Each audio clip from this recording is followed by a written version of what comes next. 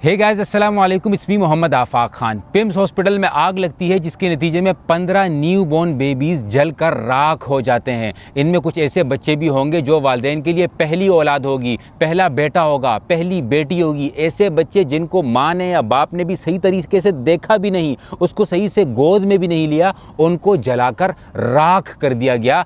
ये लफ्ज़ मैं इसलिए इस्तेमाल कर रहा हूँ कि लोग कह रहे हैं कि इन्वेस्टिगेशन होनी चाहिए, तफ्तीश होनी चाहिए, इंसाफ मिलना चाहिए। क्या हमारी ये कौम, हमारी आवाम भूल चुकी है कि हम इन जालिम हुक्मरानों की हुकूमत में जी रहे हैं? यहाँ पर इंसाफ के बारे में सोचना भी जो है या आपके लिए एक अजीब सी बात हो सकती है। ऐसे मुआशरे में कैसे इंसाफ की उम्मीद आप कर सकते हैं कि जिस मुआशरे में मासूम बच्ची या बच्चा कोई चीज़ ख़रीदने जाता है तो दुकानदार उसकी इज़्ज़त को लूट कर उसके जिस्म के टुकड़े टुकड़े करके बोरी में बंद कर देता है। जिस मुआशरे में बच्चों की लाशों को 2 फ्लोर से नीचे फेंका जाता हो, जिस मुआशरे में भागते खेलते कूदते बच्चे गटर में गिर जाते हो, जिस मुआशरे में बच्चों को बिजली जो है वो खंबे से करंट लग जाता हो, जिस मुआशरे में बच्चों की इज़्ज़तें महफूज न हो, जिस मुआशरे में डॉक्टर के ऊपर एसिड फेंक दिया जाता हो, जिस मुआशरे में बच्चे बच्चियां जब बाहर जाएं तो वालिदैन के दिल तेज़ तेज़ धड़के कि कहीं मेरा बच्चा वापस आएगा या नहीं आएगा, आपको लगता है कि इस मुआशरे में कहीं भी आपको इस तरह के वाक़यात का इंसाफ मिलेगा? क्या आप भूल गए गुल प्लाज़ा? क्या आप भूल गए जो हमारे लोगों को अगवा किया गया था पायरेट्स की तरफ से? क्या आप भूल गए उन मासूम बच्चों को जिनकी लिस्टें आज भी दिन ब दिन बढ़ती चली जा रही है? लेकिन इंसाफ किसी को नहीं मिला, क्योंकि इंसानों के मुआशरे में इंसाफ मिलता है। जहाँ पे हुक्मरान अपनी आवाम को इंसान समझते हैं, वहाँ पर जो है वो इंसाफ मिलता है। एक छोटी सी एग्जांपल मैं आपको दूंगा इंसाफ वाले माशरे के, और फिर मैं आपको बताऊंगा क्यों हमारी ये आवाम इस मुल्क से भागने के लिए अपने आप को कामयाबी समझती है। बात दरअसल ये है कि मैं जहाँ यूके में रहता हूँ, मुझे पता है कि जब किसी वालिदैन का बच्चा हो जाता है ना वहाँ पर, तो तब तक वालिदैन को बच्चा हवाले नहीं किया जाता जब तक वालिदैन कार सीट लेकर ना आ जाएं।